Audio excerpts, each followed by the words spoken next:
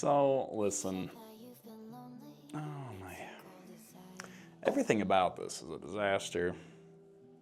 My energy levels low. Okay. My hair, a snarled mess. The camera, dark, underexposed. Strands flying everywhere. Sick tunes not playing. Hello everybody, welcome to Rant and Rave. That's what this is. This is the ignoble, very, we'll say, forced, brand new beginning of what I call Rant and Rave. And this is a lighthearted, non-serious exploration and commentary on raves, festivals, rave culture. Mostly because I just thought the name Rant and Rave would make for an incredible show name or title for a podcast or something about the subject. And that's why I'm doing it. And also I have like no audience, so I can do whatever the fuck I want. I'm tired. I don't really want to do this right now, but I know if I just start. I know if I just jump in. Do it! Yes, you can! Just do it! I'll get people interested in it that want to talk, because I know y'all got opinions. Some of them very questionable bad opinions, but opinions that I want to hear and opinions that I want to discuss on camera. So, with that said, episode 1, we're going to keep it very simple, very light, while I practice. Hopefully I can. I mean, I don't even know if I can practice this sitting down. But I want to see if I can do my isolations without hitting these soft boxes in front of me or my own balls. So, and by balls, I don't mean these ones. So let's see here. See if I can even get this going. Okay. You can see how out of practice I am too. Right, okay. We got something going here. Right, episode 1, what is it about? Okay, so I discovered raving back in 2022. I'd never been to a festival before, never been to a rave before. And then my good friend Trent of Queerly Magical Tattoos is like, hey Brendan, if you ran camera for my husband's fire troop, would you want a free ticket to Burning Man? And I didn't even know what Burning Man was. Just thought it was some kind of bullshit hippie thing in the desert. Didn't really know anything about it, and to be honest, I thought I was doing him a favor when I said yes. And in hindsight, it was like, hell fucking no. I feel like I scammed the shit out of them on accident, but all that to say, I fell on top of the pile when it comes to finding a good party and a good time. And ever since then, I've been pretty obsessed with the scene. This is the rave part.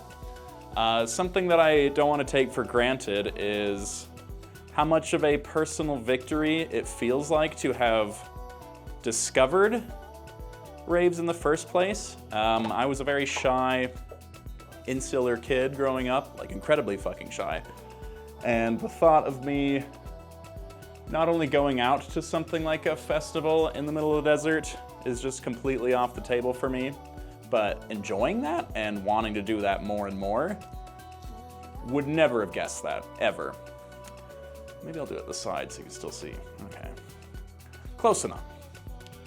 So, I have a lot to be grateful for. I found a lot of confidence in the rave scene, found a lot of fun in the rave scene, grown a lot as a person, pushed my boundaries, and developed some skills of self-reliance. All great stuff. And I must say, this is the rant part. Raves have completely ruined clubbing for me. Whereas before I could go clubbing with some friends, and it was okay, you know, the music was all right, and if you got, I mean, anything's fun if you're drunk enough, but, you know, it was like, you could get like a 6 out of 10 experience, and that's only with your friends, right? You're not getting a 6 out of 10 experience usually if you're going by yourself to these things, which is what I was trying to do. Now, since post-rave exploration, whatever, the rave cherry being popped, nightclubbing is like actively painful. Like it's honestly, shocking how there's just no comparison. Like, and the last time I went nightclubbing, like, hold on, There's a name of a bar in Salt Lake that did a completely, just a terrible fucking job. In any case, the name is not important. What is important is the experience. I was there out with a fine young lady for her birthday, and that was an amazing time, and her friends were good crack, as the Irish would say. But the actual club experience, the staff were really rude. The security guards kept doing this like thing with their flashlights where they would like flick it up to sort of clear the path, except that just was incredibly disorienting and confusing and like created this sort of intensity that was completely unnecessary. I felt like somebody had like a fucking heart attack and they were like trying to get the EMS there or something, but no, just somebody carrying like a tray of cocktails, which important business, don't get me wrong, but I feel like there's a better, less epileptic shock-inducing way of getting people to clear out. So anyway, I think that in that night was like clubbing died for me. Like there was no saving it.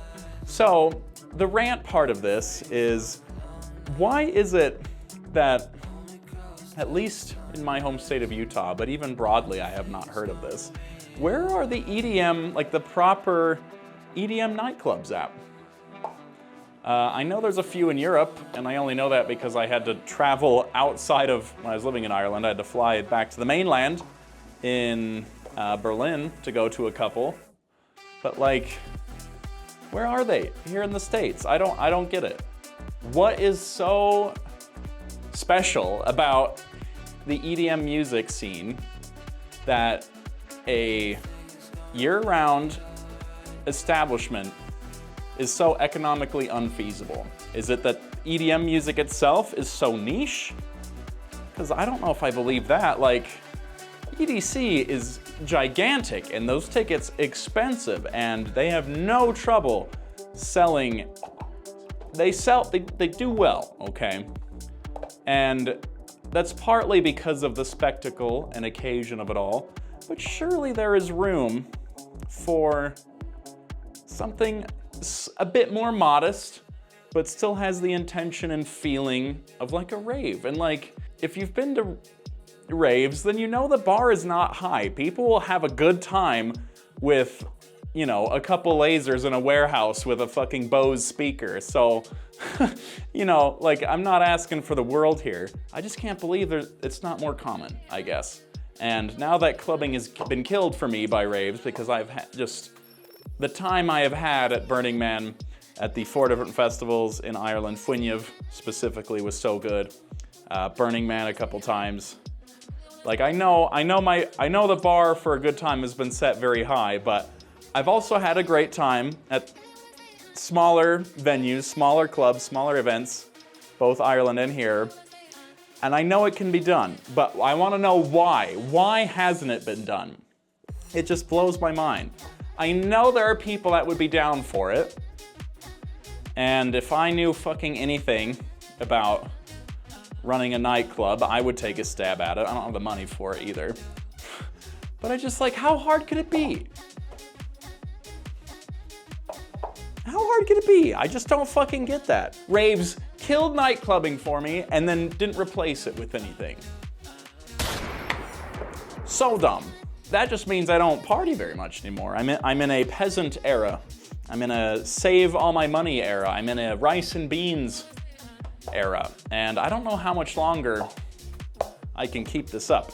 Next year is coming. Winter is here. I am sad that everything dies at 5, 6 o'clock. The sun is down by then. The mood to do anything fun is dead. By the time spring rolls around, I will be gnawing my own leg off to get to some kind of festival or rave or whatever. And I would hate to only have the option of going to very expensive, big to-do festivals. There are smaller raves, yes, but they, you know, tickets are expensive, like 30, 40 bucks. That's a lot. And granted, you might spend that on a normal night out on just, you know, drinks, but I don't really like drinking anyway. Like, anyway, whatever, none of that matters. Point is, I need a less expensive, more affordable, more regular alternative to just big raves and the occasional big name artist rolling through and playing a set in Park City or at the Soundwell or something. Is that so much to ask? I don't think so. Also, I don't think my few weeks of not practicing this is really starting to bite me in the ass. Anybody that actually knows how to do isolations is probably cringing. And I'm hitting shit. Anyway, that's episode 1. I'm exhausted. It's been a long day of doing nothing. It's been a long day procrastinating this video, but I did it. This is episode 1. Hopefully episode 2 will feature an actual interview of a fellow ravey, festivally inclined sort of person. To the very few of you who got this far, thank you so much for watching. Your support means the world to me. And hopefully you will stick around until this gets better. And also, if you have constructive feedback, lay it on me. This is the ignoble beginning, and I have no delusions about its quality or content. So anyway, thank you guys so much for watching, and I will see you later. That was supposed to turn off. See you later.